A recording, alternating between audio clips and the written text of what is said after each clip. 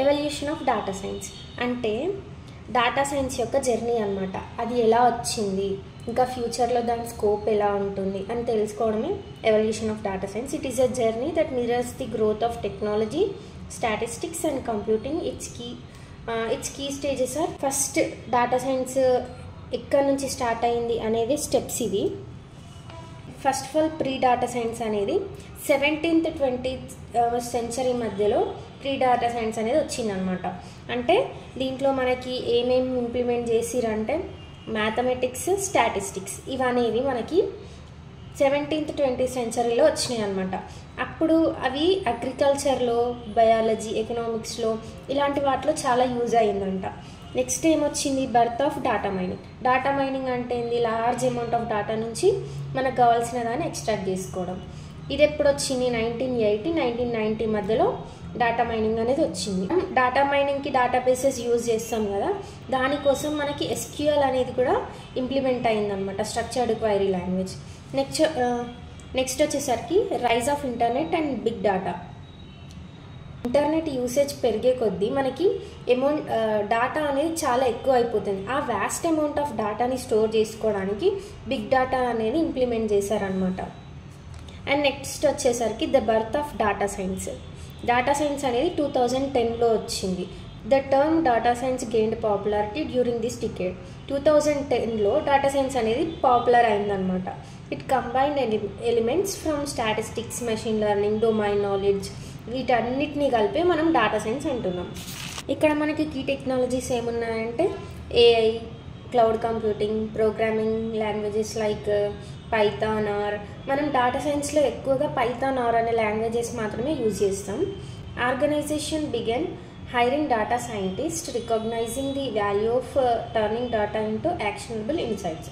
Scientists ఉంటారు కదా, data సైంటిస్ట్ని ఆర్గనైజేషన్స్ హైరింగ్ చేసుకోవడం స్టార్ట్ చేశారనమాట. ఎందుకంటే వాళ్ళకి ఇన్సైట్స్ కావాలి కదా, ఆ ఇన్సైట్స్ వల్లనే వాళ్ళకి ఎన్ని ప్రాఫిట్స్ వస్తున్నాయి, ఇంకా ఫ్యూచర్లో ఎలాంటి డెసిషన్స్ తీసుకోవాలనేది వాళ్ళకి తెలుస్తుంది కదా. సో ఆ టైంలో డేటా సైన్సిస్ట్ని హైర్ చేసుకోవడం స్టార్ట్ చేశారనమాట. Next future of data science. Focus is on democratizing data science, making tools and knowledge accessible to non-specialists. Data సైన్స్ని ప్రజల్లోకి తీసుకుపోవడం పైన ఎక్కువ స్కోప్ పెట్టారనమాట. నాలెడ్జ్ లేని వాళ్ళకు కూడా అర్థమయ్యేలా చేయడానికి ట్రై చేస్తున్నారు. Bias in AI, ethical decision making or becoming central. మనకి డేటా సైన్స్ అనేది AIలో యూజ్ అవుతుంది, డెసిషన్ మేకింగ్లో కూడా చాలా యూజ్ అవుతుంది అనమాట. Quantum computing for solving previously intractable problems. ఇంతకుముందు సాల్వ్ చేయలేనటువంటి ప్రాబ్లమ్స్కి కూడా సొల్యూషన్స్ని కనిపెట్టడానికి ట్రై చేస్తున్నారు. The focus is shifting towards explainability and causality, ensuring that models are not only accurate but also interpretable and actionable. ఆ మోడల్స్ అనేవి ట్రూ అనే ప్రూవ్ చేయకుండా మనకి ఎక్స్ప్లెయిన్ అయ్యే, అంటే యూజర్కి అర్థమయ్యేలా కూడా ఉండాలని ట్రై చేస్తున్నారు.